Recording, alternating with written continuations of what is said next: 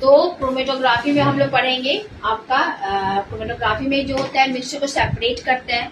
तो सेपरेट करने के लिए मिक्सचर जो कंपोनेंट है ना उसको सेपरेट करते हैं। उसके लिए हम लोगों को दो मीडिया का जरूरत पड़ता है, ठीक है। तो वो एक हो गया आपका मतलब दो फेज की जरूरत पड़ता है, एक हो गया स्टेशनरी फेज, एक हो गया आपका मोबाइल फेज, ठीक है। स्टेशनरी फेज जैसे कि आपको हम बताए थे कि जो कि आपका स्टेबल रहेगा, जैसे कोई सॉलिड हो गया या फिर मान लो कि कोई पेपर है ये हमारा, इसके ऊपर हम लोग सिल्का का हम लोग कोटिंग करवा दी लिक्विड का, ये हो गया हमारा स्टेशनरी फेज। मोबाइल फेज हो गया कोई भी सॉल्वेंट आपका हो गया, जैसे एसीटोन वगैरह हो गया, आपका वाटर हो गया, या फिर कह सकते हो तुम्हारा इथेनॉल हो गया, ये सब आपका मोबाइल फेज हो गया, ठीक है। अब क्या हो गया, हम टीएलसी का बात करें, थिन लेयर क्रोमेटोग्राफी की बात करते हैं। हम लोग क्या करते हैं, इस टाइप का एक टीएलसी पेपर होता है, टीएलसी पेपर ले लेंगे हम लोग।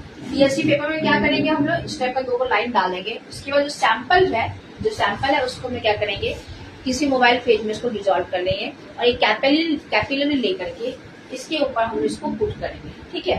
बाद में इस टीएलसी को क्या करेंगे, हम लोग एक बीकर लेंगे, इस बीकर में हम लोग क्या करेंगे, हम लोग मोबाइल फेज डालेंगे और इस टीएलसी को पुट करेंगे। थोड़ी देर बाद देखेंगे क्या कि जो हमारा सैंपल के अंदर जो कंपोनेंट था ना, कुछ कंपोनेंट आपको मोबाइल फेज के साथ इंटरेक्ट करेगा और कुछ कंपोनेंट जो है ना हमारा वो आपका स्टेशनरी फेज के साथ इंटरेक्ट करेगा,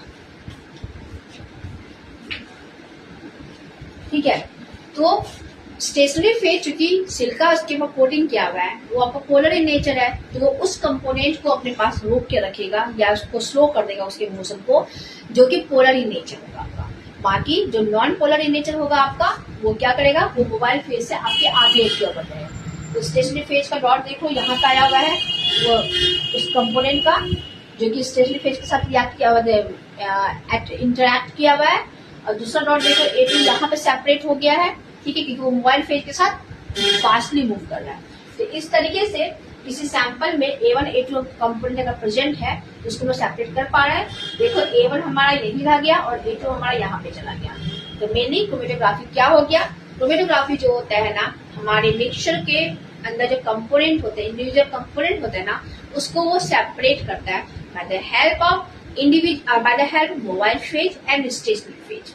तो अगर इसका डिटेल जानना है तो मेरे इंजीनियरिंग क्लासेज वाले चैनल को यूट्यूब पे सब्सक्राइब करना बिल्कुल ना भूले, और अगर कोई क्वेश्चन है तो राइट करें।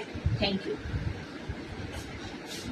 और आपका क्रोमेटोग्राफी का भी पूरा फुल वीडियो जो है ना, मैं आज अपलोड करने वाले शाम में इवनिंग में आपका 6 बजे तक आपका अपलोड हो जाएगा। थर्मोग्रेविमेट्री का जो आप लोग का इंस्ट्रूमेंटेशन पार्ट जो बीटेक फर्स्ट सेमेस्टर में पढ़ना है आप लोगों को, यूनिट 1 का, वो भी हम ऑलरेडी अपलोड कर चुके हैं टीजी का, तो वो